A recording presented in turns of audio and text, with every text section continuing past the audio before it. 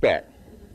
Those of you who have heard this brother before, you know that you're getting ready to hear something dynamic. You know you're getting ready to hear something important. You know you're getting ready to hear something strong. You know you're getting ready to hear something black. And you know you're getting ready to hear something that's going to wake you up if you're asleep and going to keep you up if you're awake. It is my pleasure to introduce the brother who is not only known as, but can live up to his name as the truth terrorist.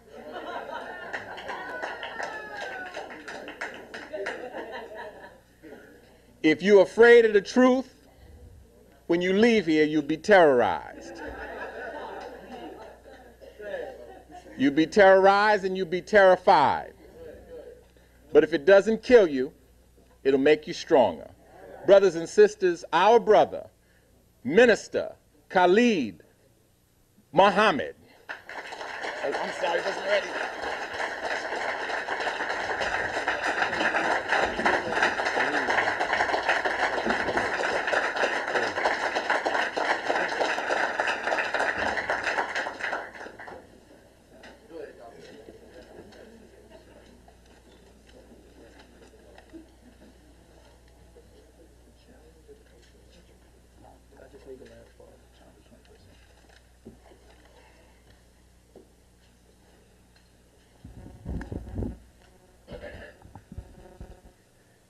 In the name of Allah, the Beneficent, the Merciful, all praise is due to Allah, the Lord of all the worlds.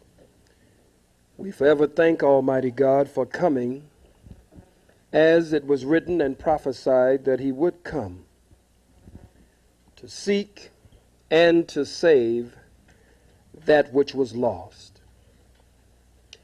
And we can find no other people fitting the description of the lost brother, the lost sister, or the lost sheep, except we, the 50 million or more, mentally and spiritually dead, black men and black women here in the hells of North America. And so we thank Him for coming in the person of Master Khallid Muhammad and raising up in our midst a divine leader, a divine teacher, and a divine guide, in the person of His messenger and His Messiah to the black man and black woman here in the hells of North America, the most honorable Elijah Muhammad. And we thank the two of them for the man who is my teacher and my mentor, and the man who is responsible for my spiritual rites of passage. I speak of none other than the premier leader, not only here in the hells of North America, but throughout the world, the Honorable Minister Louis Farrakhan. In their names, I greet you here at D&J Book Distributors in Queens, and to Brother Mark, and to his queen, and to others who are responsible for this forum.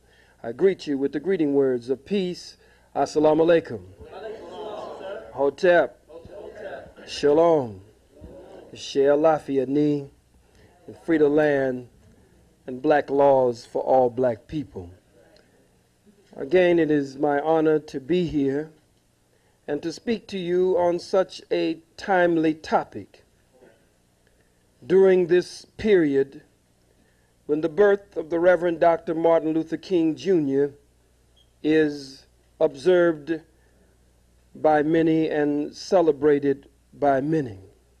The subject that you have given me, Malcolm X and Martin Luther King, human rights and civil rights, the challenge of the 21st century, is quite a challenging subject. Of all our studies, of course, history is best qualified and most attractive to reward our research. If we know what happened yesterday, we can intelligently discuss today, because today is built on yesterday, and tomorrow is built on today. And we should be intelligent enough that if we know what happened yesterday, that we are not likely to let the same thing go down again today. Our unity in sisterhood, brotherhood, and struggle is profound, principled, and forever. We choose the revolution of our people and the liberation of our people as our life's goal, and struggle as the method to achieve it. Our struggle is constantly and continuously against the oppressor and against all in us, which is in contradiction to our values and the choice we've made. We choose the liberation of our people, and our choice is conscious, full, and free. And we accept all risk and welcome all rewards it might bring. We have nothing better and more revolutionary and rewarding to do with our lives than to struggle. Struggle to bring into being a new world, a world in which we, our children, and our families can breathe and create and stand and walk in a warmer sun. This is the Kawaida Kiapo. And I want to begin with a note from Langston Hughes, since at this time of the year there's so much talk about the dream and the dreamer. Langston Hughes gives us this as it was made popular through Lorraine Hansberry in A Raisin in the Sun. And it begins, what happens to a dream deferred? Does it dry up like a raisin in the sun, or fester like a sore and then run? Does it stink like rotten meat, or crust and sugar over like a syrupy sweet? Maybe it just sags like a heavy load, or does it explode? Brothers and sisters, in a laboratory, no experiment is a failure. Even if the results of that experiment only proves that it can't be done that way, that experiment is not a failure. The experiment of the life and legacy of the man that we know to be Martin Luther King Jr., the experiment of that life was not a failure. It was not a failure. It serves us well today, because even if it does nothing else, it tells us that it can't work that way. And when you find out in an experiment that it can't work that way, then the results advances your study, advances your research, and it should put you on firm footing toward real resolution and the best results that you might hope for. Dr. Martin Luther King Jr., here 30 years ago, and as he walked in Selma, Alabama, and worked in Selma, Alabama, and Birmingham, Alabama, and Montgomery, Alabama, and Chicago, and throughout the hells of North America, as the chairman or as the leader of the Southern Christian Leadership Conference, as Dr. King worked 30 years ago for us, it is written in the scriptures, what greater love could a man have or a woman than to lay down their life for their brother, for their sister, for their friend? Dr. King laid down his life for us. And if for no other reason, we must honor him for laying down his life for us, but we must analyze his life. And we, as the most honorable Elijah Muhammad teaches us, that it is after one has made the transition, after they have made the transition to what some call death, but what others call to the realm of the ancestors or the egungun, then a period can be placed behind the testament of that life. And then we can carefully and critically make an analysis of that life. Dr. King laid down his life for us, and Dr. King believed in the moral conscience of the white man. And since we're talking about civil rights and human rights here tonight, I think it's fitting that we begin right there. He believed in the moral conscience of the white man. Well, I'm here tonight at D&J to tell you that the white man ain't got no morals and he ain't got no conscience. Dr. King believed in civil rights. Well, I'm here to tell you that the white man ain't too civil and he ain't too right. Malcom believed in human rights. I'm here to tell you that the white man ain't too human and he ain't too right.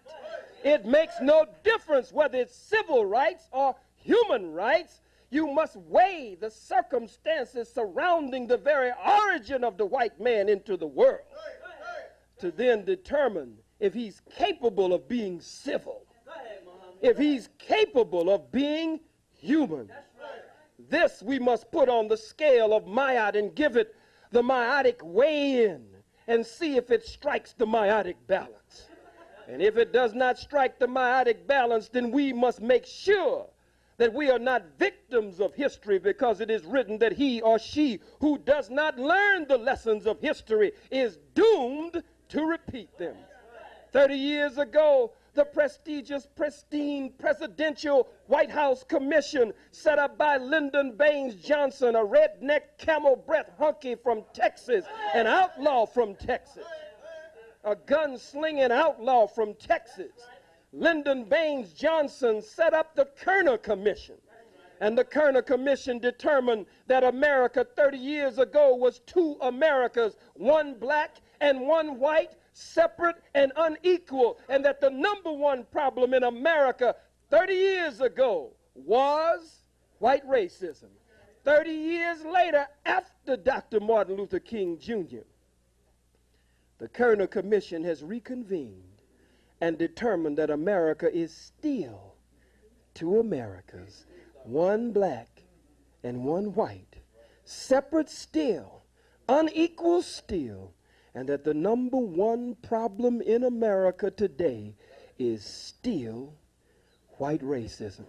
30 years after Dr. Martin Luther King Jr., they questioned Jet Magazine staff, and journalists questioned the widow of Dr. Martin Luther King Jr. They questioned Sister Coretta Scott King. They questioned his daughter. They questioned his son. They questioned the Reverend Wyatt T. Walker. They questioned former city councilman Hosea Williams, who was one of his right-hand men. They questioned Andy Young, former mayor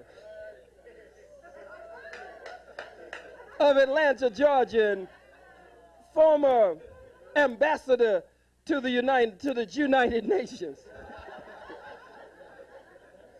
They questioned them, and they questioned others, and they put the question to them about success or failure. They put the question to them, have we really made progress 30 years after Dr. King?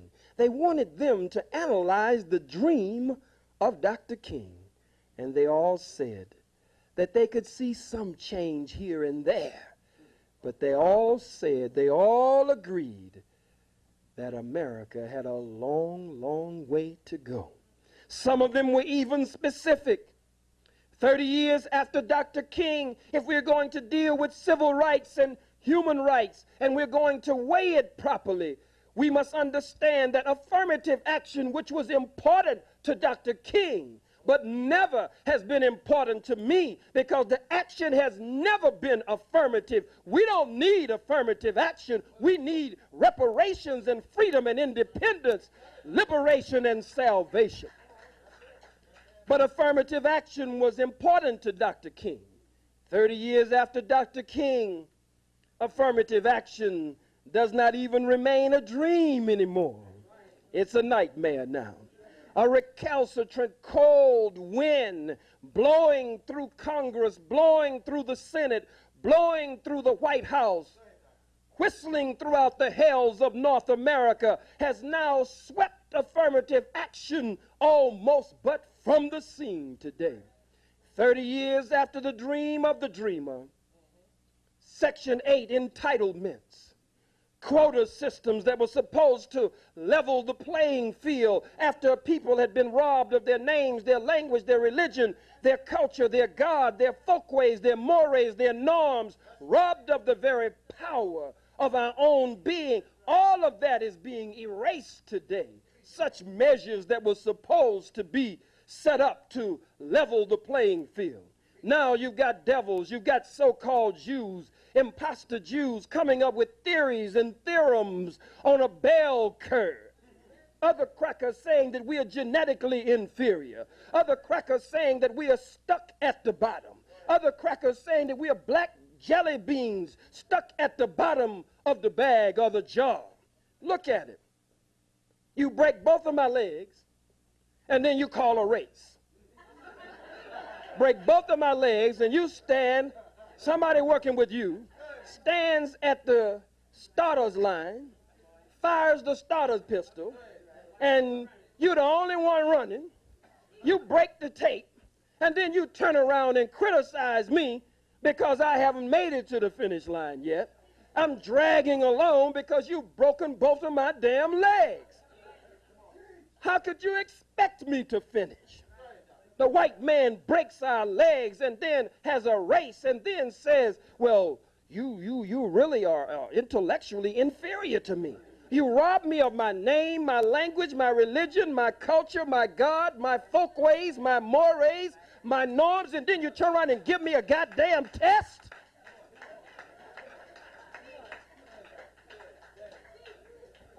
How could you expect me to score like you?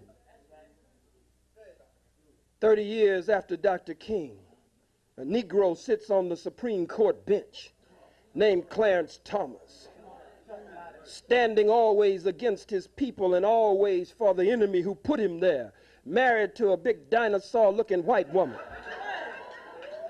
Look like he going home to Jurassic Park every time he go home. Nigga have to get on a step ladder just to get some sugar from that big, tall white woman. And I don't know why we do that.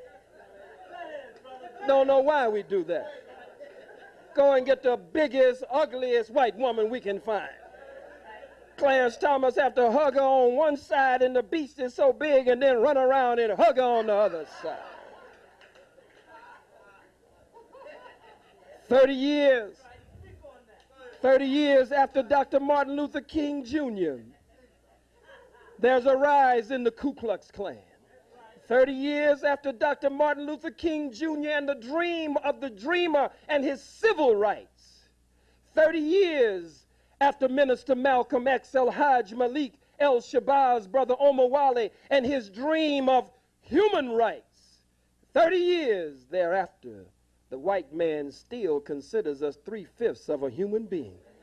At the Million Man March, we had well over 1 million to 1.5 million, maybe even 2 million, convened by the Honorable Minister Louis Farrakhan. The first foolishness was talking about separating the messenger from the message, which came out by Messy Jesse. He popularized this madness about separating the messenger from the message.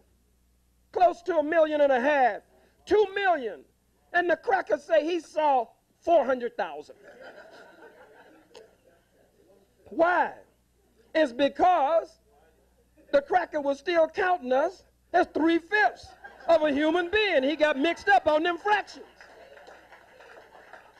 Got them fractions mixed up. 30 years after Dr. Martin Luther King Jr., 30 years after Martin Luther King Jr., a rise in the Ku Klux Klan, a rise in the Aryan Brotherhood, a rise in the American Nazi Party, a rise in the skinheads, a rise in militia groups, a rise in right-wing paramilitary hate organizations and hate groups and night riders and day riders as existed during Reconstruction. 30 years after Martin Luther King Jr., the Supreme Court has handed down a ruling in various states across the country.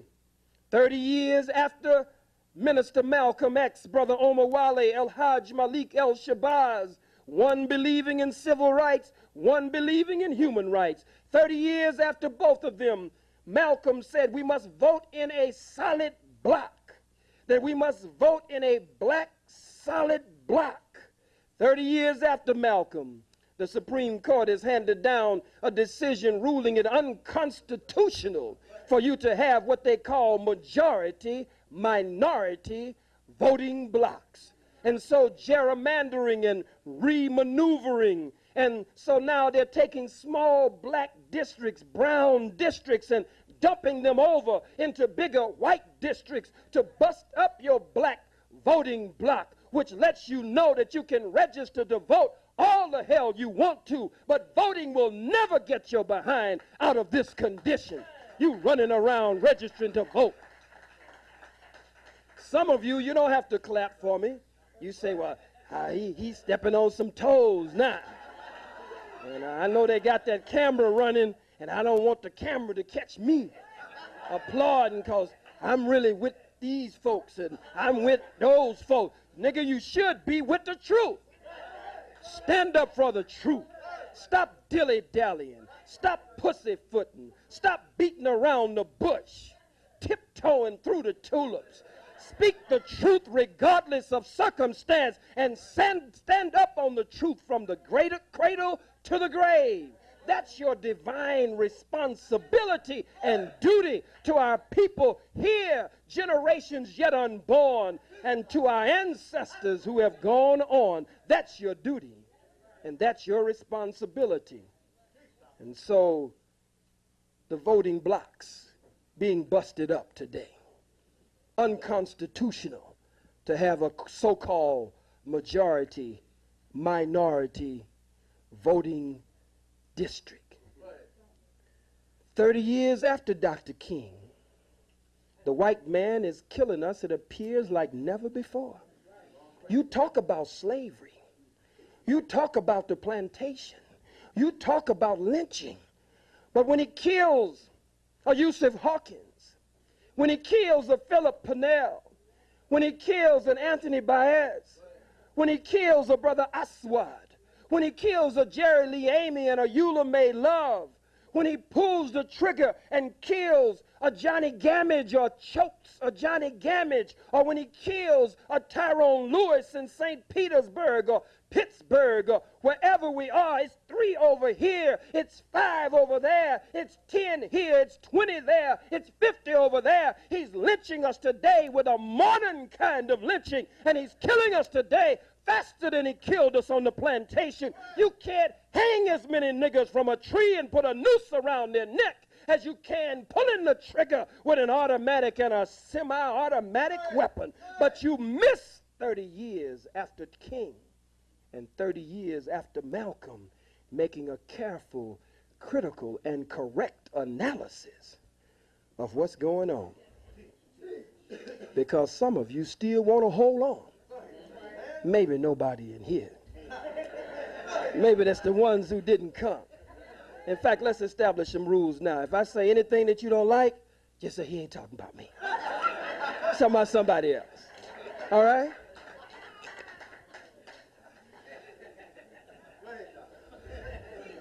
Some of us are crazier today than we were when Malcolm was here, than we were when Martin was here. Some of you got your tikis and your sandals and your boobas and your dashikis and your red and your black and your green and your mud cloth and your kente cloth, and Christmas you had a damn Christmas tree in your house. You got your afro, you got your dreadlocks, you got your African braids, you got all of that. You crowned and gowned to the ground. But you got a dead tree that the peckerwood sold you in your house with some kente ribbon on it, with a Santa Claus with red, black, and green on. You got a red, black, and green stocking over the fireplace.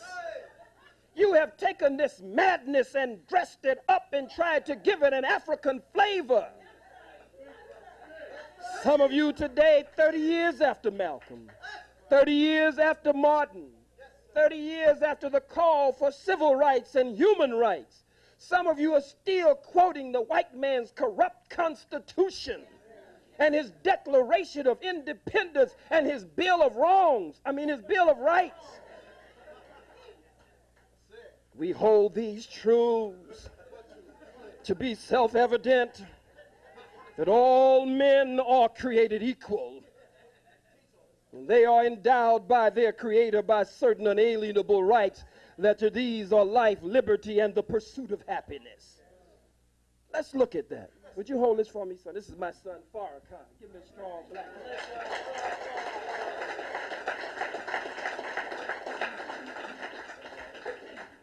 This book is what color? Black. Black. Is that? It's all right, you can talk about it. What color is it? Black. This is just plain toilet paper, unused. Plain toilet paper. It's just wet. This is big, it's heavy, and it's black. This is what? It's small, it's light, and it's white. I'm here to tell you tonight from the most honorable Elijah Muhammad that all men, all women are not created equal, but we are created equally. So teaches the Honorable Minister Louis Farrakhan from the teachings of the most honorable Elijah Muhammad. There is nothing equal in the universe. One of your eyes is higher than the other one, or lower than the other. One is bigger than the other. One leg is shorter than the other, long as some of us walk like it. Some of us we know that one of our arms is longer than the other arm. There is nothing equal in the universe, but everything in nature has been created equal. Everything in nature has been created equally, but not equally. Let's look at it. Again, black, big, and heavy. Huh? That's right. Small, light, and white. But when I drop it into a law, look carefully now, look down, don't look up. And this ain't no magic, this ain't no abracadabra. This is not no hocus pocus, no shazam. Watch. They both hit the floor at the same time. Let's look at it another way.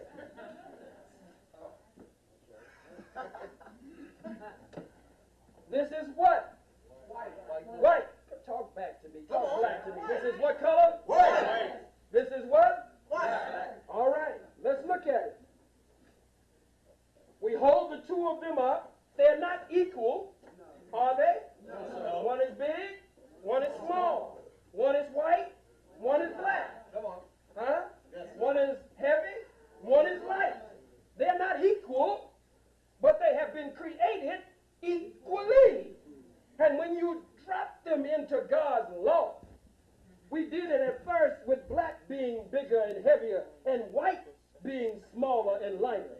Now we do it the opposite way. And when we drop them, they both fall into a law and they both hit the floor, what? At the same time. Let's look at it even further. Freedom is a law of nature. Freedom is a law of nature, and justice is deeply rooted in the universal order of things. And it is the divine intent of the Almighty, all-wise God and Creator that everything live equally under His creation. Let's look at it. The ant and the anteater, the chicken and the chicken hawk. It makes no difference what it is in nature. All have been created equally, but not equal. Everything must have food. You with me? Yes, sir. Water, air, and the proper environmental and atmospheric condition. The ant must have food. The ant must have water. The ant must have air. The ant must have the proper atmospheric and environmental conditions to continue to live. But on the other hand, the anteater must have food. It just turns out that the ant is the food of the anteater. The anteater must have food, must have water, must have air, must have the proper environmental and atmospheric conditions. Let's look at the chicken and the chicken hawk. Both of them must have food. Both must have air. Both must have water and the proper atmospheric and environmental condition. It just so happens that the chicken is the food of the chicken hawk. Nature is set up with predators and prey. And we have been the prey of the white man for the past 4,000 to 6,000 years of his sojourn here on our planet. The brown man and woman, the red man and woman, the yellow man and woman, all have been the prey of the white man. The white man is our natural enemy. I know nobody teaches that too much anymore. We've gotten sophisticated now. We talk all up in the clouds now. We talk all kinds of proper talk and talk that borderlines that we might be trying to get away, but we also look like we're trying to stay. All at the same time. We're dreaming of a brighter day in America. We got to search for tomorrow in America. I cannot change, and I will not change. And God damn it, don't ask me to change, because I'm not going to. The white man is not a devil, but the white man is the devil. And if the white man is not the devil, he's going to have to do until the real devil gets here.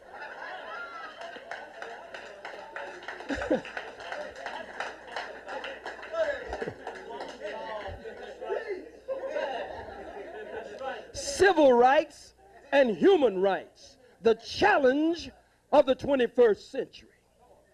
Look at it. If you're going to look at Malcolm X and Martin Luther King, you got to look at them in phases. You got Old Testament Malcolm and New Testament Malcolm. You got Old Testament Martin and New Testament Martin. Old Testament Martin had a soft line. Old Testament Martin had a soft line. New Testament Martin moved toward a harder line. Criticized America, challenged America, called America, stepped out of the realm of Negro affairs, stepped out of the box into the international arena, and started comparing the war in Vietnam with what black people were facing right here in the hells of North America. On the Ho Chi Minh Trail or the Edmund Pettus Bridge, Martin started making a comparison. So that's Old Testament Martin and New Testament Martin, from a softer line to a harder line. And I don't mind being unpopular if I stand on truth. I must say that there's again an Old Testament Malcolm and a New Testament Malcolm. Old Testament Malcolm leaned toward a harder line. New Testament Malcolm moved toward a softer line.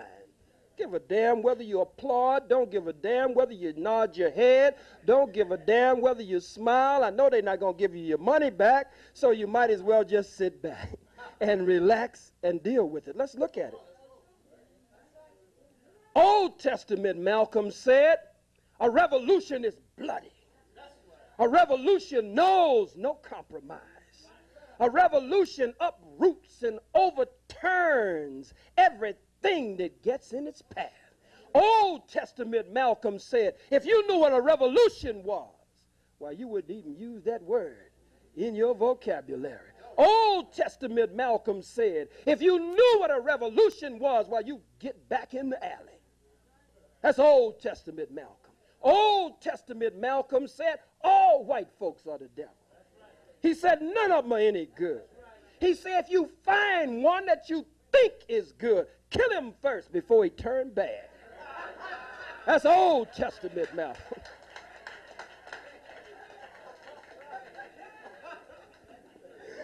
Because just as sure as the sun shines, the guy's going to turn bad. I'm telling you, buddy, he's going to turn bad. No, make no mistake about it. The guy can't help it. Gee whiz. Golly gee. If you think anything else, it's far out, buddy. It's far out. Jimininis.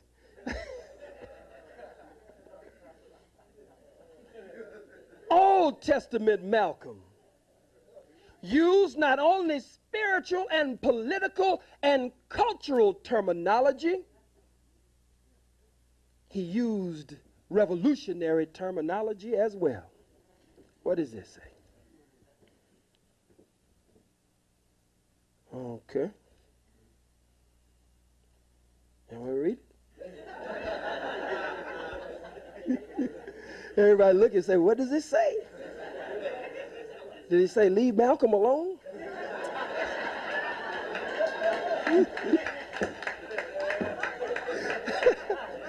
Did it say stop criticizing Martin? You really want to know what it said? You don't want to know what it said. You don't want to know what it said, do you? How many want to know what it said? Don't lie, you want to know what it said. How many want to know? Let me see your hand. How many don't want to know what it said? Raise your lying hand.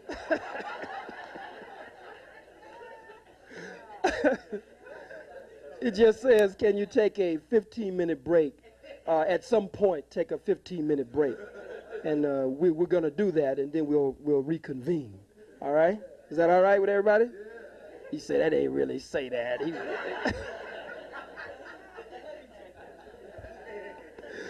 Everybody all right? We were talking about Old Testament Malcolm and New Testament Malcolm, Old Testament Martin, and New Testament Martin. Martin from a softer line to a hard line. Malcolm from a hard line to a softer line. Not a soft line, but a softer line. New Testament Malcolm went back to Saudi Arabia. Now, he'd already gone in 59. But whatever he saw when he went back the second time, now believe me, he saw it the first time. All right? Okay? All right?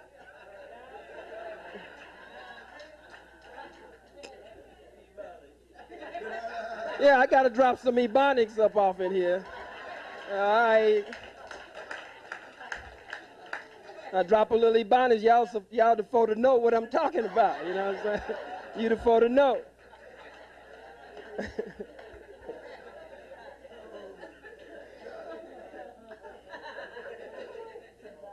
He went to Mecca. This takes nothing away from him. These are lives that were not allowed to be private lives. These were lives that were lived before our eyes. You see, you can make your changes, and a lot of times people don't see your changes. Huh? You get in the shower and change. You sitting on the throne in the toilet and change and come out a new person. Everything came out all right.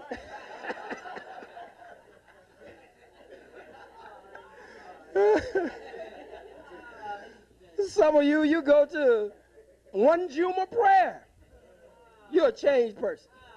You go to one Juma prayer and you come back, brother and your wife don't even know you. You're Khallid Abdul Rahman Suleiman Kareem the Magnificent the Third. Abdullah. Got an Arabic accent and one Juma prayer. You come back in the door, Assalamu alaikum rahmatullahi barakatuh. And she said, all right, baby. And she, Assalamu alaikum, I love you, baby. And she said, well, what's the matter, baby? No, I'm not baby anymore. I'm Khalid Rasul Kareem Rahman. You go on. She said, nigga, I know you. You Willie Bobo. Would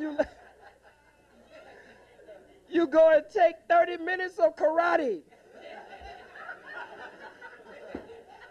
Try to slant your damn eyes in the mirror. Want to eat chop suey and egg foo young all the time. We just wow. Robbed so thoroughly of a knowledge of self until everybody's culture makes an impression on us. The best way to defeat the oppressor's culture and alien culture is to live your own. It's to live your own. That's the best way to defeat it. New Testament Malcolm went back to Saudi Arabia after he had been the first time. And he went in and he came, he wrote postcards back.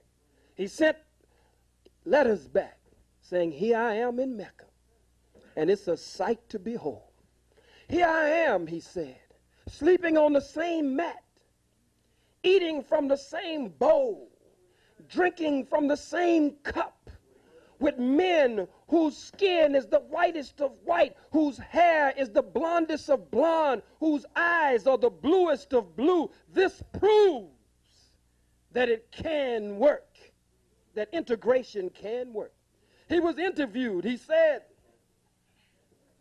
I was in Mecca, he said, and I was with men whose skin would be considered white in Mecca. He said, but they had Islam. And he said Islam made them different.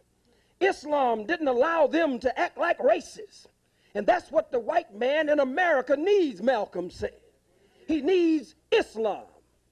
Well, wait, let me tell you something.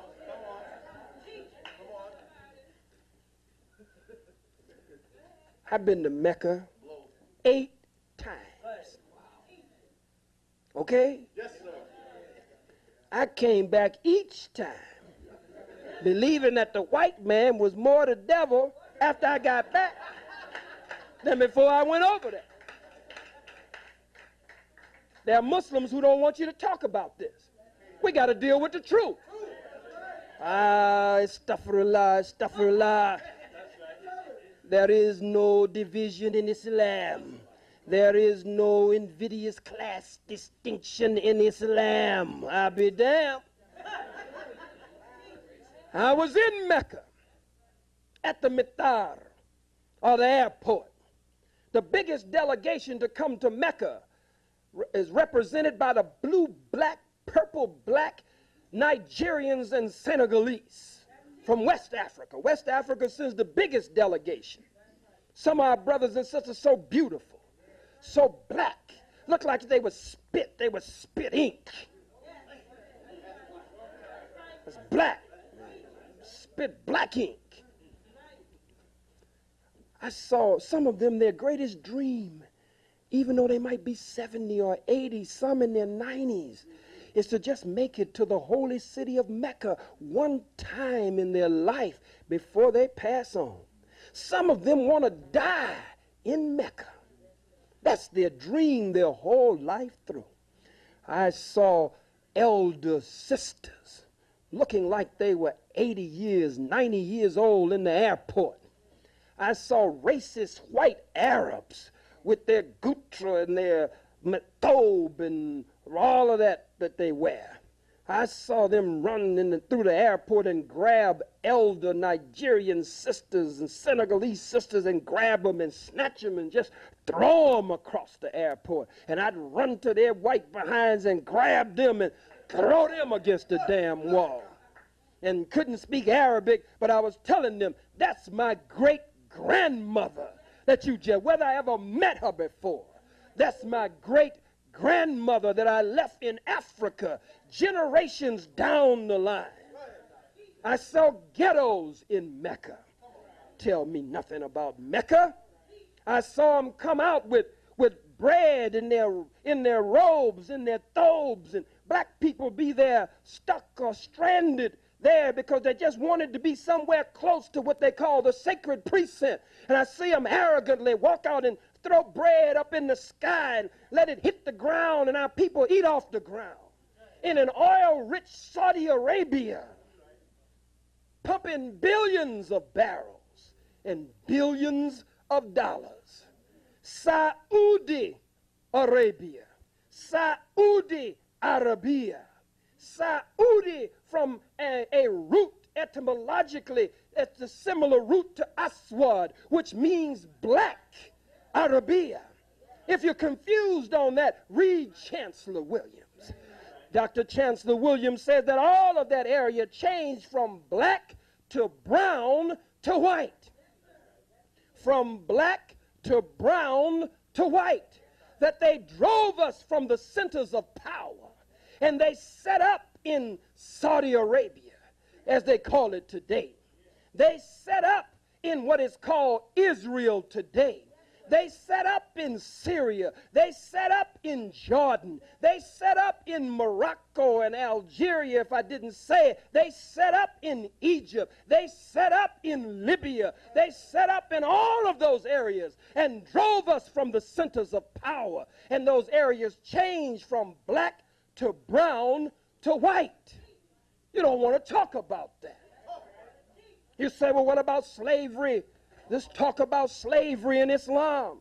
I haven't seen the slavery, but I'll tell you what I did see. I was in Medina at Masjid al-Nabi, the Prophet's mosque in Medina. I saw these men with their eyes back in their head. Their temples were recessed into their head, gaunt looking East African or looking Ethiopian or Somalian or Eritrean, which is all the same, until a white man started his game over them. They were rough on the women in the mosque. They were just grabbing women and throwing them all over the place. I didn't mind as long as they were throwing the white women. I wasn't like Malcom. I didn't say nothing about that. But if they put their hand on a sister, I'd grab the hand and check them. So I asked, who are these men? And people say, you don't know who that is? It's a whole group of them. I said, no, who are they? They said, those are the eunuchs. My brain locked. I said, what are they, unique? What do they mean? I guess they are unique. They said, a eunuch, you know what a eunuch is? I say, yeah. They say, yeah, you know, their reproductive, their regenerative organ, their sex organ was cut off by the white Arabs. I got furious. I said, what? They said they bring them over from Africa and they cut their regenerative and reproductive organs off so that they can watch over their harems and watch over their many women and they not have to worry about the African brother impregnating one of their women. I had nightmares, dreams about these brothers. For nights, they were very antisocial. They didn't want to deal with anyone. They stayed among themselves. They had this kind of resentment, as I said, for women and for anything outside of their immediate circle. I saw that to the degree that I could see it with my own eyes, because some of you, you asked them crazy questions. I didn't see that far. No, somebody will say, did you really see? That's a fool. And I know we got a question and answer period coming up, so I'm trying to discourage the fools before we even get started. So if you're thinking about asking me that, don't ask me no damn silly question. And anyway, there was nothing to see. They had been castrated. Castrated. Now that's going on today. So when there are rumors about slavery, because you're a Muslim, you might want to hide and say, well, I don't think so, and that's wrong. And it might be wrong, and it might be coming through the wrong channels. But the enemy having another plan for putting it out there, exacerbating tensions and exaggerating stories. But I have reason to believe that it could be true, but I have no proof, and I must be honest, except proof of the eunuchs is proof enough for me. I was in the Sudan, and I was sitting with Brother Sadiq al-Mahdi with the Honorable Minister Louis Farrakhan. We were at Sadiq al-Mahdi's home, and out of the clear black or blue, I asked one of my questions. The minister looked at me. I said, Brother Sadiq, do our people here in the Sudan consider themselves Muslim or, no, I didn't say that. Do they consider themselves Arab or African? He never hesitated. He said Arabs. Now he's in the Sudan. He said, we are Arabs. Anyone who speaks the Arabic language is an Arab. I said, brother, that sounds, the minister looked at me. But he didn't stop me though. He let me go on. I said, that sounds like Arab imperialism to me. You mean you're an African and you deny your Africanism? To say that you're an Arab, I could have understood a little bit. If he would have said, we are Muslim, then he would have been dealing with something in a religious or a spiritual realm. But he said, we are Arab.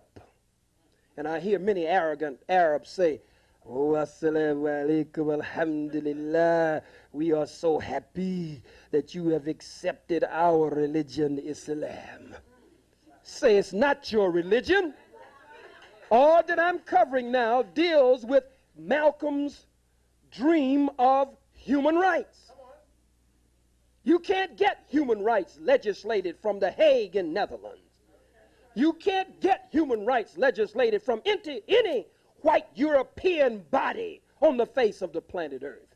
You can't take your case to a world court. Malcolm, we love you for all that you have done, but 30 years later, we must make a careful, critical, and correct analysis. You can't take your case before the United Nations. Rockefeller paid for a greater portion of the very ground that the United Nations is sitting on. All of the African nations and Asian nations can vote together in a solid block.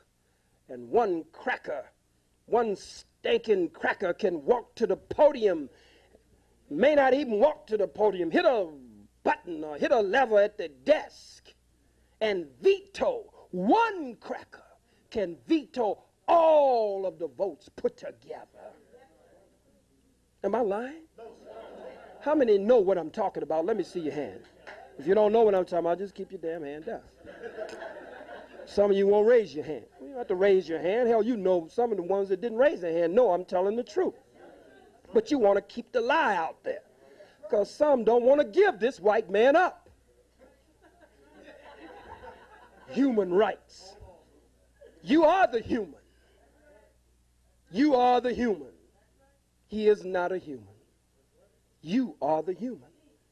You naturally have the moral and spiritual and ethical nature. I'll do that in part 2 after the break. I'll lay this out and I'll cover it after the break. I've been, and we'll get back to Malcolm in a minute. I've been to Muslim countries. I've been to Christian countries. I've been to capitalist countries. I've been to socialist countries. I've been to communist countries. I've been to so-called Jew countries. And no matter what the social, political, economic, academics system is, wherever the black-white dynamic existed, I found the white on top and the black on the bottom.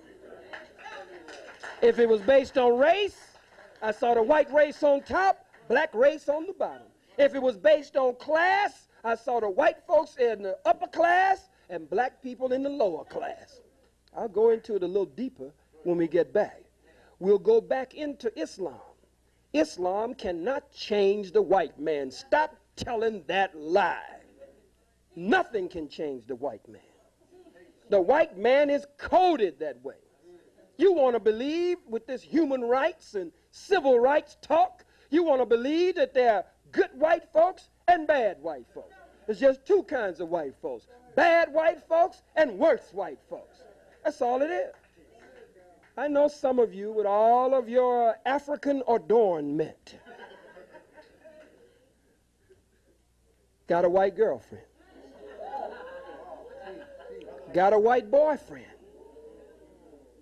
You ain't got to raise your hand. We can look at you and see Susie in your eyes.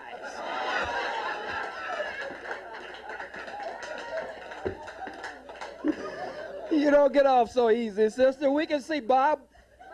We see Bill. We see Larry in your eyes. Merv, Doug, Bud. Some of you got these crackers walking around with dreadlocks.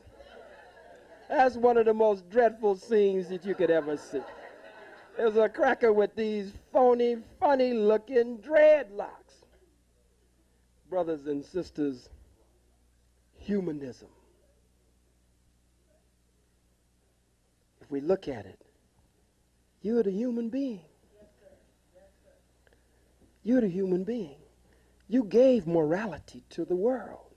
You gave ethics to the world.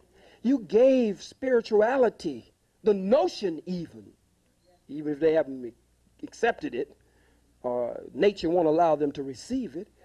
You gave the notion of spirituality to the world.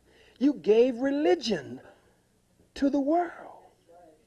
You did. Before you, there were none. After you, there'll be no more. If you find a thing doing the same thing in every time zone, on every landmass, throughout the annals of time, you find it doing the same thing, then that should let you know that it cannot change. It's coded that way. It can't change. The white man can't change. The most honorable Elijah Muhammad said separation is the best and only solution. Look at him. I'm quoting him perfectly now. Come right on up, brother and sister, that seat's right here. He says separation is the best and only solution. Let's stop right there. If he said it was just the best solution, then you could say, well, there are some other solutions. Huh? But he said it's the best and only solution to the problem, the race problem that exists between black and white. Separation is the only solution. You praise the white man, some of us, not me. You praise him for his Declaration of Independence. You praise him for separating from the British Empire. The Declaration of Independence was an act of separation. 13 little scrawny colonies separated from the British Empire. Is that right? Paul Revere, George Washington, Thomas Jefferson, John Adams. These faggots with pedal pushers and ruffles on their shirts and wigs on their head. Then the Minutemen. I'm not going to get into that. That's between them and their wives. I ain't got nothing to do with that.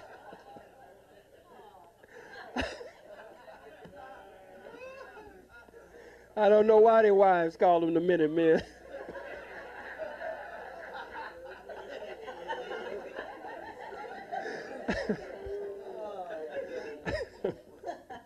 This is such a serious subject, brothers and sisters. We have to lighten it up with a little humor every now and then. You give me the signal, brother, when would you like to have that break? Would you like to have it right now? How many would like to take the break now? How long should the break be? 15 to 20 minutes, and during that 15 to 20 minutes, what's procedure? How do we? All right, brothers and sisters, let us now take our break, and we'll be back in a minute.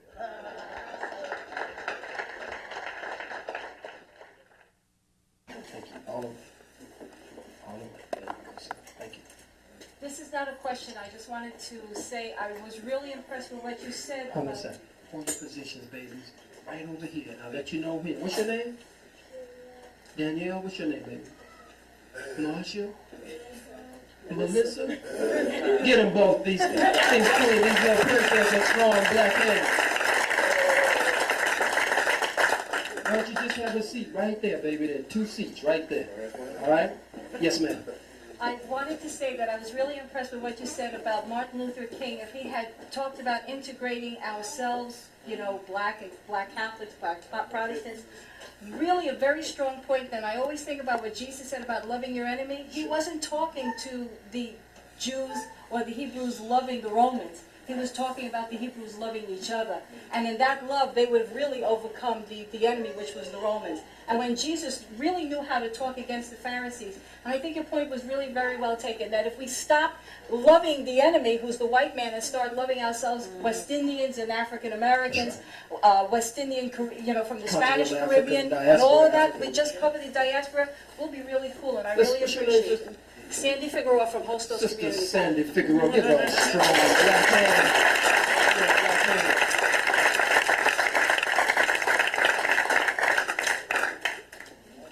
Let me get brother and then I'll come here. Yes, sir. I saw your hand second. Yeah, I enjoyed your speech. It was beautiful. What I wanted to ask you about, I seen that Geraldo Fest in Washington. People walked out on you. Harold Ho. Yeah, and I would like your comments on that, because it wasn't complete. He did like that when it wasn't going his way. Yeah. Talking about when we were on the Harold Ho show. I call him Harold Ho because he's just prostituting himself. He's a disgrace to the Puerto Rican brothers and sisters. Absolute disgrace. And I say this, and I must say it, language does not determine family. Some of us speak Spanish. Some of us speak French. Some of us speak English, Portuguese. You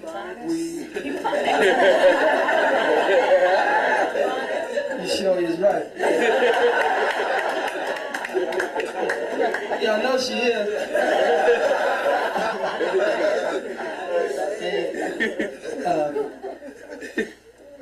The point here is that some of us have been bitten by a French dog, some by an English dog, some by a Spanish dog. It makes no difference. We've all been bitten by the same dog. It just speaks different languages. So when we walk the streets of New York or wherever we are, we can't be divided by language. Language cannot and should not divide us. This was just a main point that I wanted to make. Sister covered her point quite well. There was no need to add to that. But the last part of your point, brother, was He cut it when he cut the show. when he cut it. That's your main Because it focus. wasn't going, Why? it wasn't going his way. I understand. It was supposed to go 2 hours, but we were told that it would go 2 hours. It was based on the Jews here in New York. We were in D.C. It was based on the Jews who controlled the show. They were watching it, of course, and they would determine whether it would go 2 hours or 1 hour. My presence was so disruptive. Just being there before I even said anything. The little sissy from Harvard, Poussaint, Alvin Poussaint. Now, brothers and sisters, we all knew a month before the show who was going to be on the show. He knew I was going to be on the show. I knew he was going to be on the show. We knew Chris Darden would be there. We knew that the warrior lawyer, attorney Malik Shabazz, would be on it. We knew, what's her name, Barbara Shipp. Who doesn't want to be called Barbara, she just wants to be called Shipp. I'm not going to get into that. Sounds like some bullshit to me. I didn't say that other word.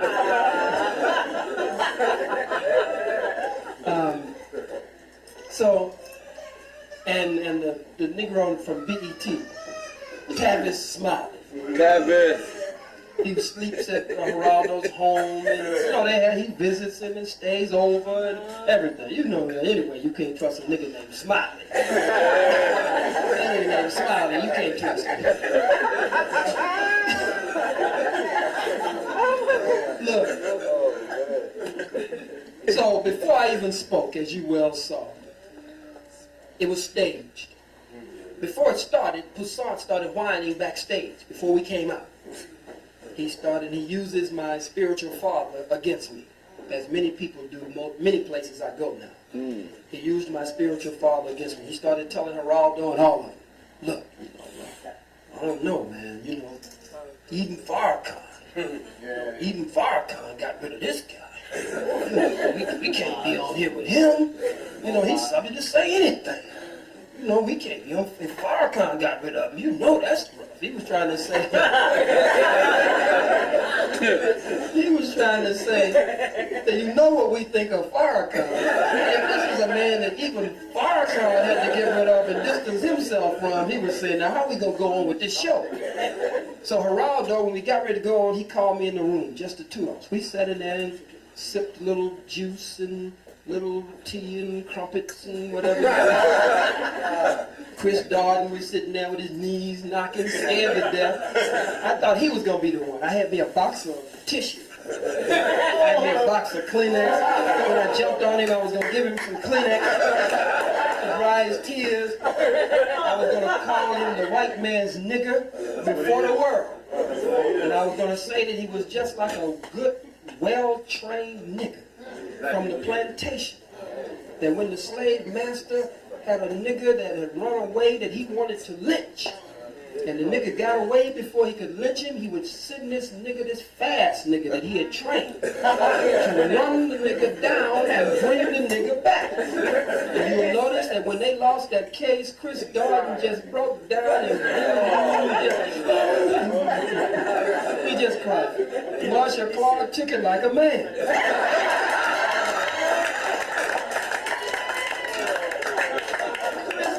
Down and just boo-hoo. And I was going to say before the world that he was crying because he was begging the white man. He was telling the white man, don't get rid of me, boss. I know you wanted to lynch this nigga. I tried to catch the nigga. But the nigga's a Heisman Trophy now. The nigga used to hurt it and run him through them airports. I tried, boss. I'm sorry I let you down. If you got some more niggas, I'll catch them. I was a good prosecutor. It's a good prosecutor. And I was going to give him his tissue.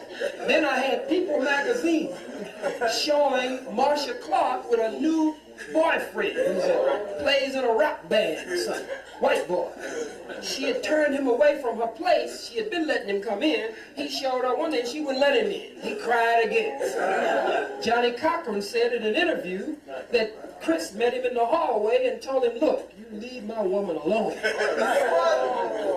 So I was going to just dog him for being the white man's nigga. But he sat there just as calm and he didn't get into nothing. But old Poussa, who's supposed to be one of America's great scholars, supposed to be a heavy Negro scholar, supposed to be a psychiatrist Negro, supposed to be skilled in the mind. That lets you know these Negroes ain't nothing. And if you don't have a knowledge of self, when you come out of these white folks' institutions, you ain't got nothing. You get a BS degree. You get a BS degree, that's all it is. It's bull S, BS. You get an MS degree, more of the same. You get a PhD degree, piled high and deep. And so this Negro puts on a show. And he uses my spiritual father before the world. He says, this man, we all know that Minister Farrakhan, even Minister Farrakhan had to get rid of him. We know that he has said all of these things. I can't sit here on this show with him, and you can boo me if you want to, but I'm going to get up and leave right now. And this Tom gets up, and I stand up behind him and say, see ya. See ya, I'm driving. Maybe they'll accept you back. Your white folks and your Jews will accept you back at Harvard when you get back. But this was so when he goes among them, they'll all pat him on the hand, pat him on the butt, and tell him what a good nigga he is. I'm so glad you did that Khallid Muhammad like that. So then Geraldo, they tried to box me in. He had Tavis Smiley on one side, and they had planned it, Ship on the other side. And the three of them were supposed to deal with Malik. And if I came with a crossfire from Malik to me, they felt they could handle it and contain anything. So then when we raised the point, I raised the point that shook the whole thing. Is when I said that the reason he was, as Malik had laid the stage and the charges for him already, against him already, and said he had gone absolutely OJ crazy. I point out the reason he had gone OJ crazy is because the station and the network is owned and controlled by Jews, and that they had put him out there to do that. That the jury is not a sequestered jury. The jury goes home every night. And so he retries OJ and the day's proceedings on TV every night, so that whatever they dealt with in courtroom during the daytime, he could erase it, hopefully, at night. They put him there on the point to do that. And I said, and you have a tarnished relationship with the Goldman family, and your mama is a Jew. And he just went wild. You're going to get personal with me. And he has a big tattoo of the so-called Star of David, or the Mogen Daoud, on his hand, right here. He said, I'm proud of my Star of David. So this is exposing him and pulling the cover off of him that his mom is a Jew. And then I went on to say, and you have a behind closed doors relationship. He's sleeping with Denise Brown, who is the sister of Nicole Brown. He went buck wild. Getting personal. You're getting too personal. And then we had to set up our comrade in the struggle, Brother Hiram Ashanti. Our comrade in the struggle, Brother Hiram Ashanti, who was representing Brother Kabir Hadass from West Philly. We set it up before. He came to the mic. He told him that he was going to ask something else. That he was going to say, well, look, we didn't agree with OJ being here in this community and in this church and that Khallid Muhammad. And they said, oh, come on. And they brought him up to the mic. And he got up to the mic, and Brother Hiram Ashanti laid it all out. He said, with the skinheads and the Ku Klux Klan and the militia and the Freeman and the ADL, and he said, you're going to put all of them together in the same category? And he fights him down, Hiram Ashanti. He says, and I want to ask Dr. Khallid Muhammad, should black men take up arms? Should black men have guns now? That's it. Geraldo went crazy. Bishop, you don't want that kind of question asked here in the church, do you? We're going to go to a break. Say, you're not going to let me answer the question here? No, that question can't be. We're not going to allow that question to be answered here. I mean, it was a blessing. Some people say, well, I wish it could have gone the second hour. It was a victory. When you go on that kind of program, you're supposed to blow it up. Yes, sir. It was disrupted. And still we got a message across. And so that's why it didn't go the second hour, and that's why it just flopped. It just ended. And then he tried to run it for a couple of weeks after that. He did excerpts from it, lifting sound bites from each of us. And he let everybody know he gave $7 grand. He gave $7 grand. Well, the preacher kept begging. Wasn't he begging? Well, Geraldo, you promised us. You said, Geraldo, that you were going to give us some money. He said, well, I gave you some money, nigga. In words, I gave you some money. He said, but now we got to tell you what we really need. That's the reason I let you in here. What you said, Geraldo, I got the tape upstairs. And Geraldo said, oh, this is not going. Every time the bishop opened his mouth, he was begging for some money. It's embarrassing. Like the old Negro preacher on the plantation. You want an old buttered biscuit and a piece of fat back at the back door. And he would be happy. Any other question? I saw Sister Viola Plummer, distinguished revolutionary.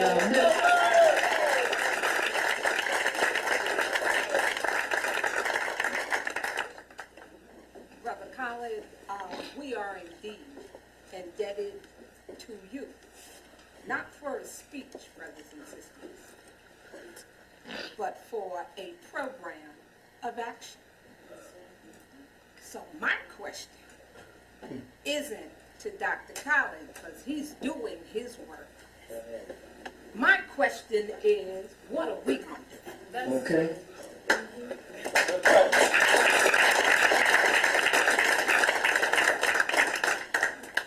Anybody need a mic?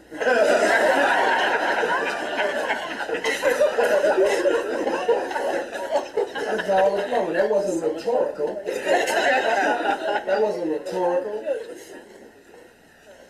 That was a revolutionary, pointed question. Anybody want to answer that? What she is saying simply is, brothers and sisters, that these kinds of forums are valuable to us. They are most important for the dissemination of information and to destroy the disinformation campaign of our enemy. That they are most important. But we leave out top-headed. And we start practicing, I'm teaching my son this term, hagiography. We become hagiographers. That's those who call on the name of the greats and the saints. Every time something comes up, we say, Malcom said, Dr. Ben said, Dr. Clark said, Dr. Jeffrey said, we just start Nkrumah said, calling on the name of the greats. But what Sister Viola is talking about is a program, a practical program of revolutionary action. Some of you have heard so many scholars. Some of you got walls of tapes, walls of books. You can quote just about anything, anytime, anywhere, to anybody. But 30 years after Malcolm, 30 years after Martin, what are we going to do? I'll tell you the way Malcolm told you. I'll repeat those words and paraphrase them 30 years later. You can stay right in the church. Just accept revolutionary nationalism as your primary goal and objective. You can stay right in the mosque. But let's unite under the banner and program of revolutionary nationalism. You can stay right in your fraternity. You can stay right in your sorority. You can stay right in your civil rights organization. We need you in all of those organizations so that you can be agents for revolutionary change inside of those organizations where you are already loved and respected. We must build an African united front, a black united front that transcends ideology and boundaries, and where we have common goals and common objectives, and we're putting into place a spiritual, cultural, political, revolutionary apparatus that can move our people toward freedom and independence. That's what she's asking. She's saying, you seem like you enjoyed it. It looked like a revolutionary revival in you. Yes, it did. So she said, now that you're excited, happy, feeling good, some of you mad, you were provoked to anger.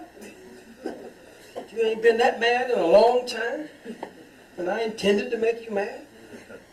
She said, now how do we translate this into action? You know December 12th movement, the December 12th movement's movement and work in the community, the New York 8. You know the revolutionary commitment and the years of relentless, no let-up commitment.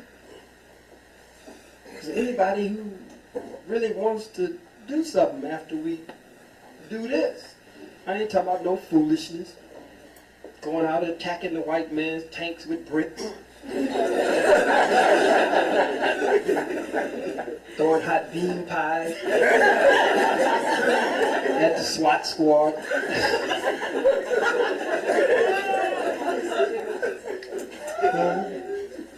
Throwing a videotape or a revolutionary book at the white man. I'm not talking about nothing silly. But with the conscious among us, the conscious community, we're criminals. The conscious community is involved in criminal activity. It's a criminal enterprise. How? Because you have the knowledge, you have the wisdom, you have the understanding, you have the consciousness. We have it. What are we doing? We have these forums. We talk about how the white man is shooting us down, how he's killing us, how he's murdering us, how our political prisoners are locked up. America's foreign policy program to Africa, which ain't gonna never change. Give a damn who's in the White House or the outhouse. Doesn't make any difference. What are we gonna do? Don't you want to find some way that we can unite beyond our organizations? Find some kind of organization of organizations? There must be someone in here is so moved. This is like church. You know, when the preacher start now, after he's preached, the preacher asks you now, who will come?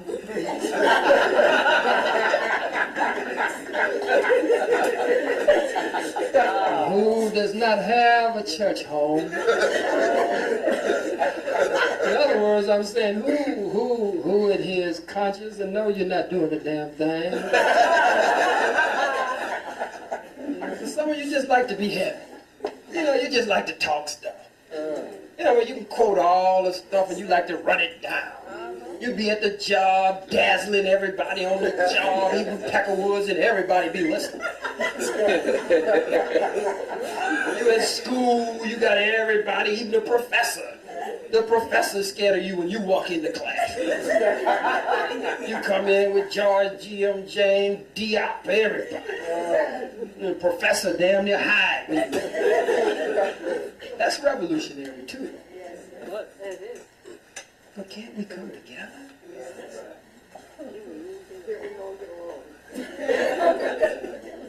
Can't we all get it on?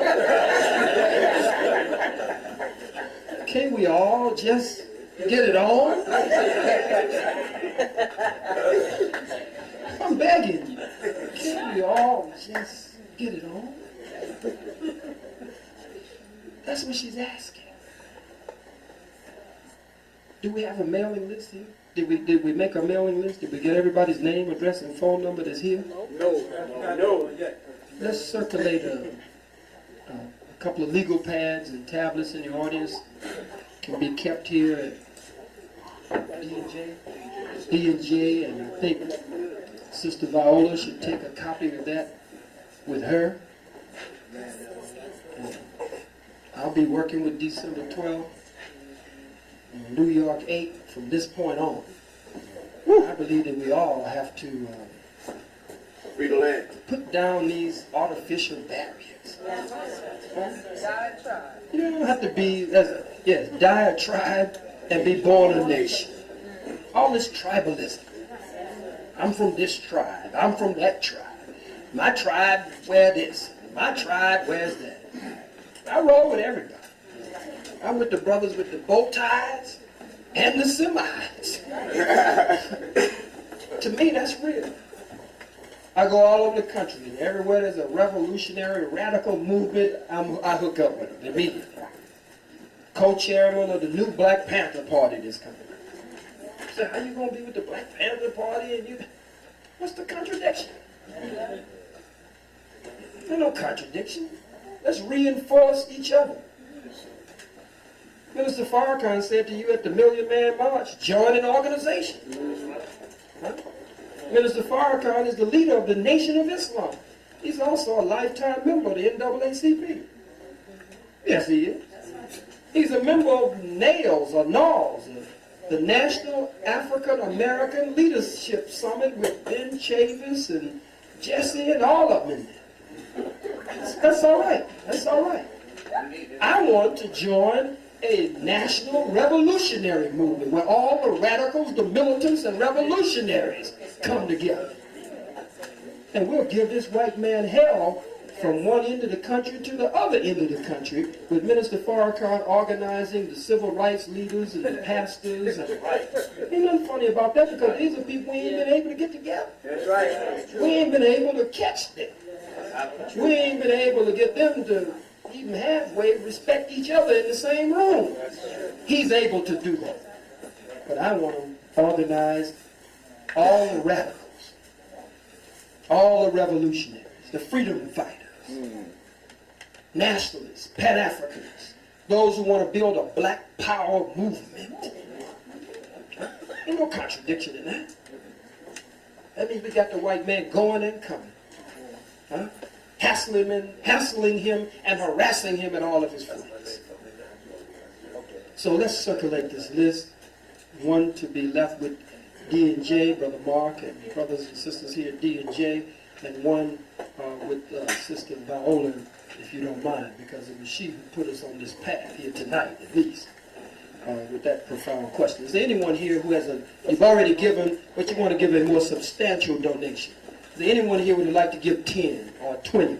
Sister Viola Plummer, there's babies, where the babies? Where'd they go? He said, that man talks so much. The brothers up front. Brother Craig, go to Sister Viola. Just step right on.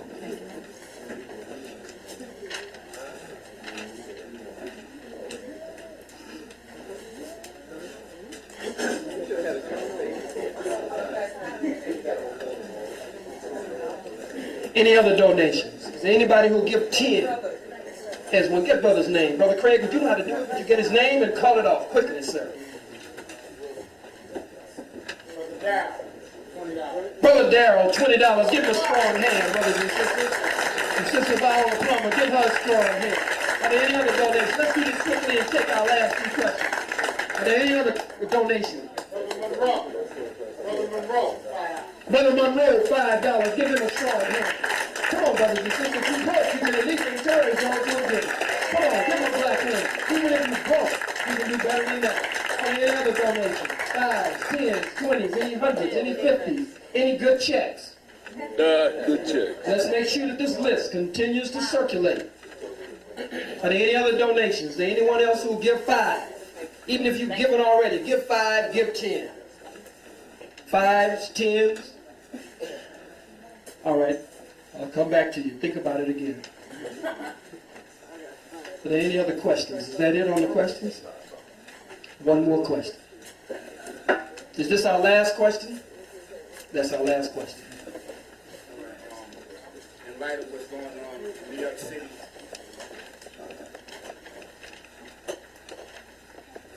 in light of what's going on in New York City with police brutality, okay, I was listening to Al Sharpton this morning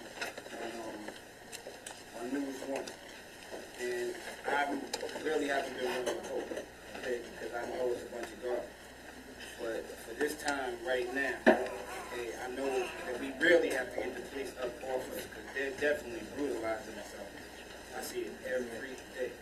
Okay, right now, I'm a union rep on my job. Okay, and I converse with a lot of people on a daily basis, going to work, coming from work, and all I see is arrogance. You name it, they do.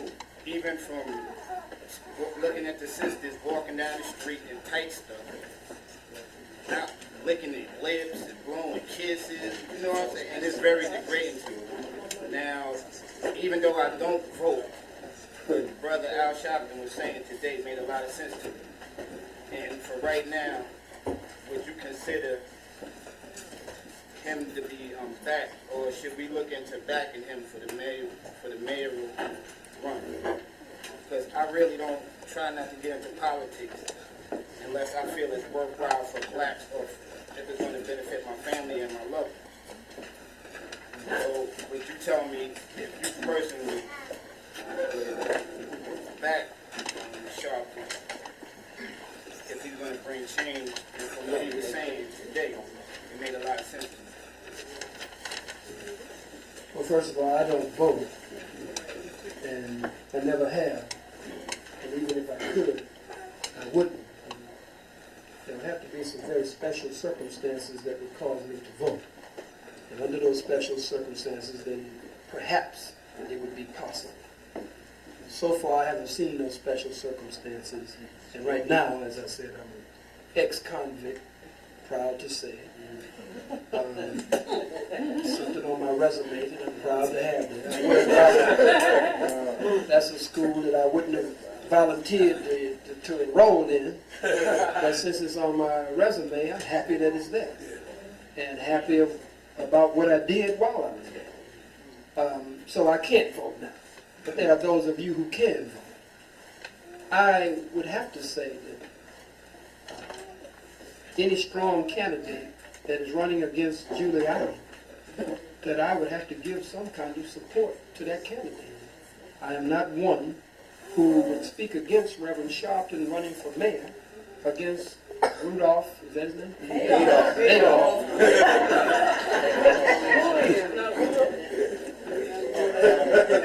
Adolf Hitler, Adolf Giuliani. So, my brother, I would have to say that, do you know any other candidates that are running? Anybody else? If there are any revolutionary nationalist candidates running, then I would have to swing my support behind the revolutionary nationalist candidate. But if there are no revolutionary nationalist candidates running, and Giuliani certainly is not a viable option for us to have to contemplate, I would have to say that if Reverend Sharpton is the candidate that from among us that is running, and we have no revolutionary nationalists who has gained the reputation that we would swing our vote and support behind, that those of you who vote, that it's a decision that you should make. I don't think you have much of a choice, meaning you don't have a real decision to make. It's not a real decision that you have to make. I mean, but there's some Negroes who go vote for Giuliani. Some Negroes who go vote for Giuliani, straight up. So I think it's ridiculous to vote for Giuliani under any circumstances if you're a voter. And if Reverend Sharpton is the candidate running against him and a black man from among us, then I don't think you should have to make any real decision. I wouldn't go get it at all. Yes, sir. I'll come to you. There's a fund to elect the next black mayor of the city of New York that has a slate of candidates. They're not candidates, they're draftees. And the process is still open to anybody who wants to be nominated, or anybody who wants to nominate someone. The key people who are running it are the brother Andy Gill and Ira Williams. The process is that you pay for someone that you want to nominate. It's a $500 cost. There will be a convention in which there's for $99, anyone who has $99 to put up, an organization that has $99 to put up, whatever it is, can have a seat on the delegates. The candidates so far that have been drafted, that someone has put forward $500 to nominate, Sister Adelaide Sanford, Reverend Dennis Dillon, Felipe Luciano, Marta Vega. There's a list, and my name was submitted also on the list. I'm not a politician, haven't ever run for anything, but I was the first candidate drafted. In fact, I was gotten there under a ruse. I was asked to come there to give an award to someone and found out that I was drafted. I don't expect obviously to run for mayor, but if somebody has those kinds of aspirations, they could get into that process, and they could also help to promote the convention. The convention will be happening around February the 21st. In the absence of any other process whereby the people as a whole, or our people as a whole, can put forth a slate of candidates, to me the fund to elect the next black mayor is a viable option. Also, Reverend Sharpton is one of the draftees, and he has agreed to participate in that process. At this point, it looks to me, just as an observer, that he's probably going to win. But if someone wanted a different kind of candidate, that process is open. Okay. Let's hear everybody. Let me get brother and I come to you. As a revolutionary, how do you feel about a system, if it's already been put in place, to be able to rechannel our funds back into our pockets? It would depend on that. You know of a system like that that's already been put in place? Yes, I do. What is that system? Black Heritage Products?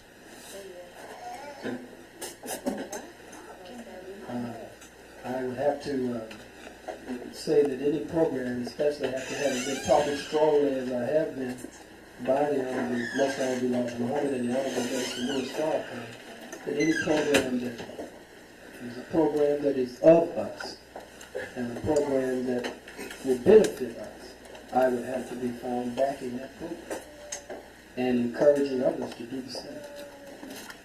So is there a way I could perhaps get the information to you, or? Certainly. At the close of this meeting, we'll exchange All information. means. Sister Viola. I wanted to speak to the brother's point. Yes, ma'am. The brother raised the question of these police in the street and the killings and the rest of it. And with all due respect to everybody's political position, that the electoral system, the mayor, governor, all of those people will never affect any change for black people. We went through this process in the 60s with Ken Gibson. Okay? And all I want to tell brothers is that if the police got a program called Zero Tolerance. Yes. The only way that we're going to put the police in check is to make the tolerance go from 0 to 100. And see, and people are going to run it. She's talking, and, and throwing rocks at tanks, and that's crazy. But what I am saying is that if you want to put the police in check, and there's you, this brother, that brother, that brother, and that brother that say they want to put him in check, and y'all see the police being out of control, it's your duty to step to it. Because that is the only way we're going to put the police in check. There's not a mayor, I don't care how black, how revolutionary, how much money he's going to raise, is going to put the police in check. Because the police don't work for him. Okay. Okay? So that, and see, that's what I'm talking, because I lived in Queens all my life. These out here, you know what I'm saying? Don't nothing go down out here. Crackers kill black people at will. Not only police, crackers in general kill black people. I don't know what happened to the black men in this community, Khallid. I don't know what happened to them. They got their dashikis and their dreads and they this and that. And police run rampant out here. That's right. I said, what are we going to do? Nothing. And you know why? Because they're going to sit. She said this, the other one said that. This is that. My program is the other. And when the police get ready, they're going to shoot them down. And until we decide that when we see the police out of control, we step to them. They ain't gonna stop. And if you think you scared to die, then be clear. The only way you're gonna leave here is you're gonna die. And you can't prescribe when that's gonna be. Oh, don't chase no mayors. Niggas, if you wanna get rid of the police, you gotta step to them. That's right.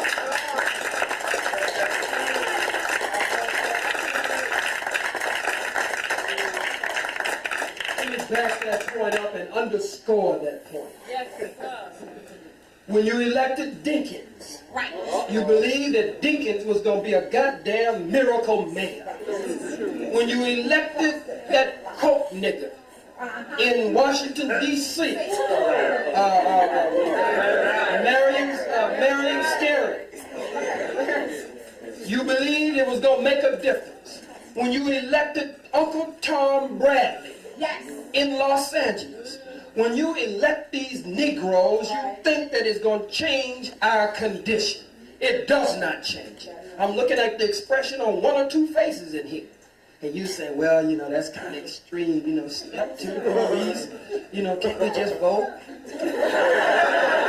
Step to the police, can't we just have another forum? Maybe can we read some poetry? Something. Step to them. Look, go and buy you a ski mask. Black. Just the eyes, the nose, and the mouth out. This ain't coming from me. This is what I'm hearing everywhere I go, different places across the country.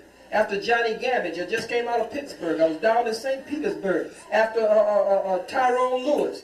And they were saying to me, I'm quoting them, they were saying, go, telling me. I went and bought me one. The next time I showed up, the second time in St. Petersburg, not St. Petersburg, in Oakland and down and over in Pittsburgh, they asked me, where was my mask? So my son got one and I got one. Why did they tell me to get a mask? Well, I guess I'm beginning to understand it now. For you agents who are here, I'm learning like you. And, look, they said to me, get you a ski mask. Go and get you a ski mask. So I said, well, ski mask. They say so that when you step to the police, you got your mask, you pull it out of your pocket, you put it on, you thrash some ass, you put on your mask, and then thrash some ass. And then you disappear. The only way they said, I'm listening to them now, like I'm just reporting it to you like Walter Cronkite. And they said the only way we're going to defeat this devil is guerrilla warfare. That's right. That's right. They said we got to make a noise in the east and strike in the west. Avoid strength and strike weakness. They say that when the enemy is off guard, this is what they're telling me in all these places. I'm talking to the gang members, the gang bangers, I'm talking to different revolutionaries all over the country while I'm not in New York. And they're saying, carry a ski mask. You got one cracker, two crackers beating the hell out of a brother, misusing a brother or a sister. 3 or 4 brothers, they say in these towns, they say they're getting tired of that. They say they're going to start donning their ski mask and stomping the hell out of these crackers. And if necessary, some of them said even killed him. I said, ooh. That's what they told me. So any of you agents, you can take me to court. I'll tell the white folks in the court. It didn't come from me. That's what I heard. My lawyer is here. Brother Roger is back there.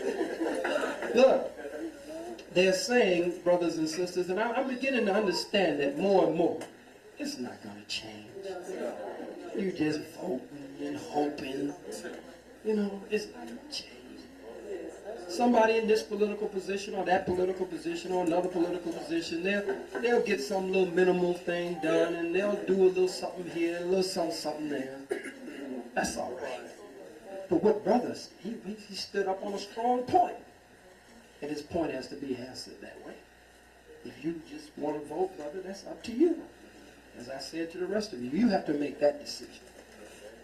But if you want to stop the white man from doing this, we got to organize. We have to organize. Some of the toughest brothers you can imagine are in these cities. Tough as they can be. Hell on each other. Beat the hell out of each other. Kill each other in a minute, in a New York second. But scared to death of the white man. You see, some of you Negroes don't want to fight the white man. You think we can't fight him. You know, we just take this, you know, and hope he don't kill us. He's too powerful. He's too strong. That's a coward. Damn it, they say get your ski masks, everybody, so that you can cover that face. And even if you go to court, you got a good chance of walking. Got a good chance of walking. Khallid, I submit that if everybody in here went and bought a ski mask, that would spare practice.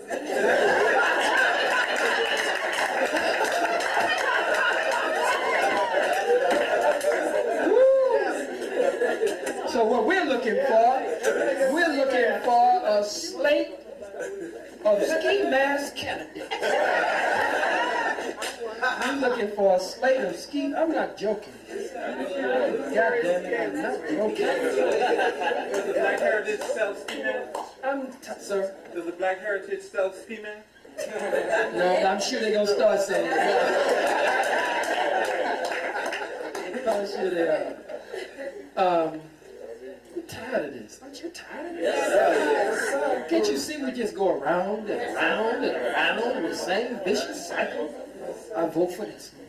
I'll vote for that one. I hope this some white man will. I talked to a Muslim. It hurt me to my heart. From the Nation of Islam. He told me how he had voted for, he voted for Clinton.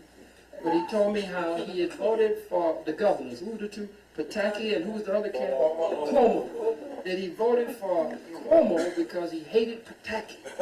I said, that's tacky to vote for either one of them. I said, why would you vote for either one of the crackers? Just don't vote. You ain't gonna end up no worse off, and you ain't gonna end up no better off. Unless you do some other things that we haven't tried yet. So I'm just sharing with you the things that I've heard around the country. Now, according to what I've heard, we need to raise another $120. Can we raise that $120 from everybody in here? I'm sure we can. Is it everybody give $3, $4, $5, or 2 or 3? Take it out. Let's go and pick it up. Let's raise the 120 and let's finish. If you got 20, put that in there. If you got 10, put that in there. Let's finish it up. I asked what was needed, and they told me what was needed. Let's put some 10s and 20s and 5s. Hurry, quickly with the baskets. People get tired. You gotta move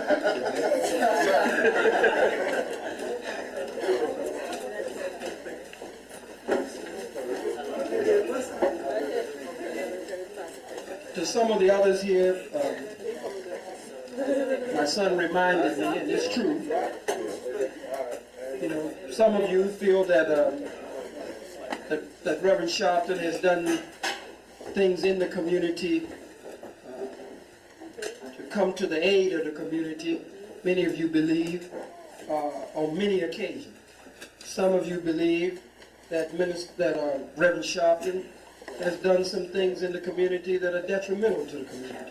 That's why the decision must be made by you.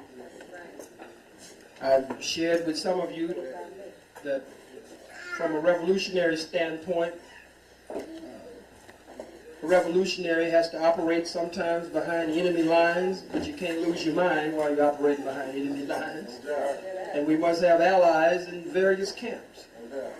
And some of you saw the piece that came out in the Village Voice with me supporting Reverend Sharpton. Well, no one ever came to me and asked me if I supported Reverend Sharpton. I wasn't interviewed by anyone or anything.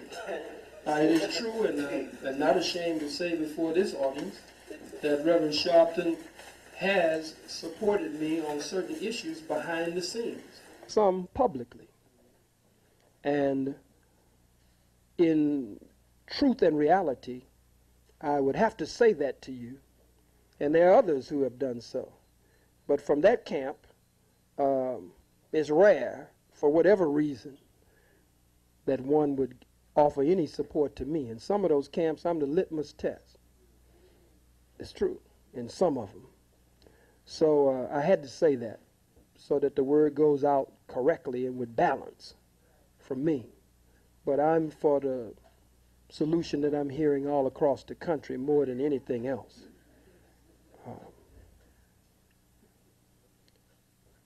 Did we collect what you needed, Brother Moore? Okay. Yes, sir.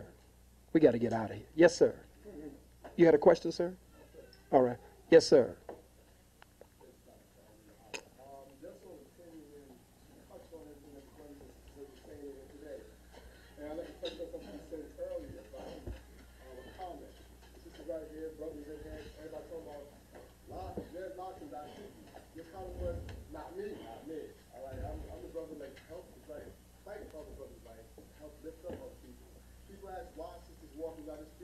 With their lives tossing them out there, why they're brain dead.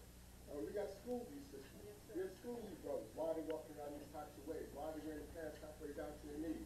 They're dead in the mind. We educate the mind, the behind will follow, actually. And then, as you said, you unify religion. Religion is a way of practice. But when we everybody start with saying God, we shall unite that way and to continue to go that way.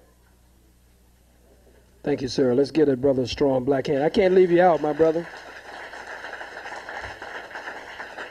Yes, sir.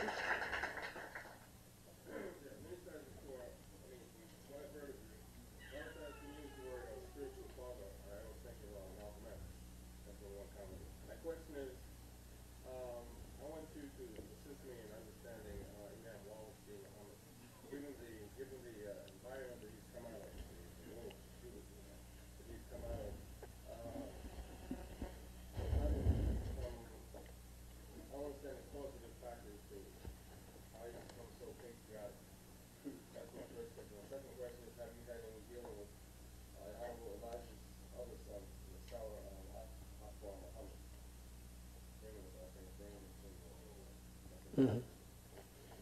Okay. First of all, I have never met Akbar Muhammad. You know, there are two Akbar Muhammads. There's Minister Akbar Muhammad, who is the international ambassador of the Nation of Islam under the Honorable Minister Louis Farrakhan, based in Ghana. This is not the Akbar Muhammad that brother is referring to. What's your name, brother? I know you well. Brother Youssef, absolutely. He's referring to the youngest son by Sister Clara Muhammad of the Honorable Elijah Muhammad, Akbar Muhammad. Studied at Al-Azhar in Cairo and some other places. I have never met him and never had any direct contact with Brother Akbar Muhammad, son of the Honorable Elijah Muhammad. Your question about how Wallace D. Muhammad could become so patriotic, really it was a choice to some degree that he made.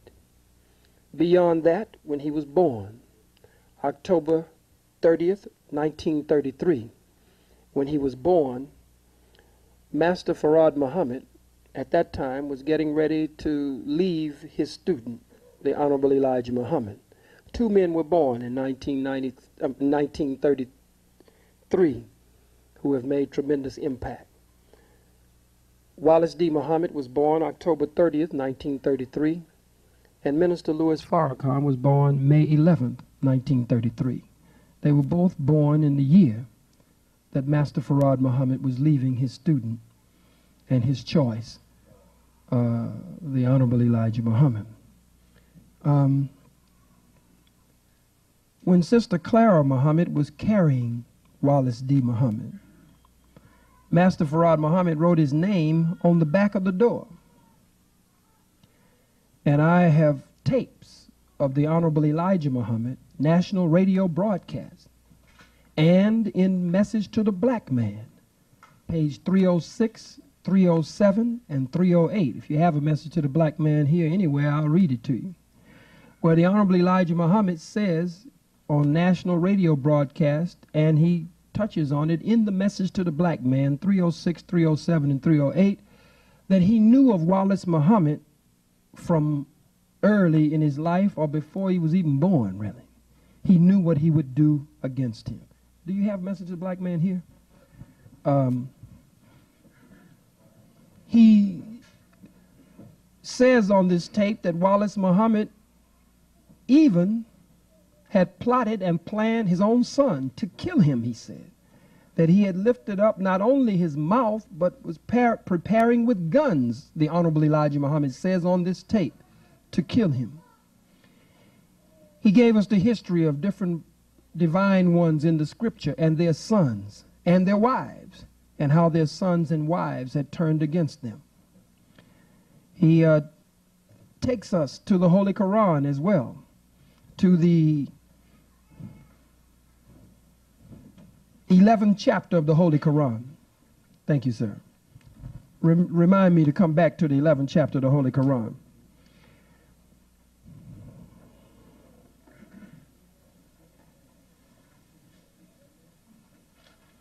Question. You listening?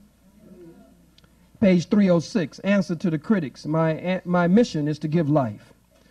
Earlier, when we spoke of defections, those who break away from you, you mentioned something about the fact that Jesus has similar defections. Would you answer? The Honorable Elijah Muhammad. Yes, such defections are nothing. The public should not think it strange. This time in which we live, we have the actual Spirit of God moving among the people. Question.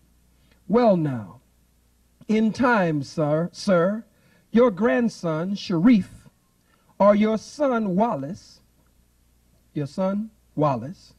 or Malcolm, ever expressed the desire to return to follow you again, would you accept them? Answer. There is nothing unforgivable. The Holy Quran teaches you.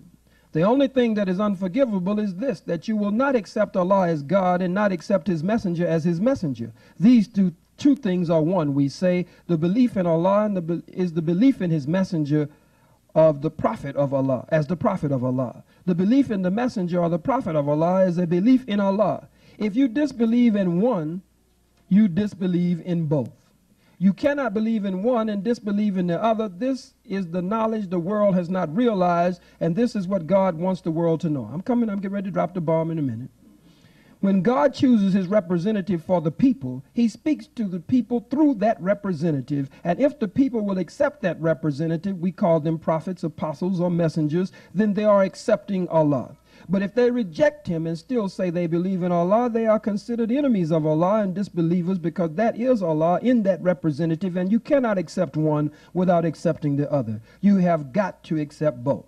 You cannot get the blessings of Allah if you reject his messenger. Now these boys that you are referring to, they do not worry me.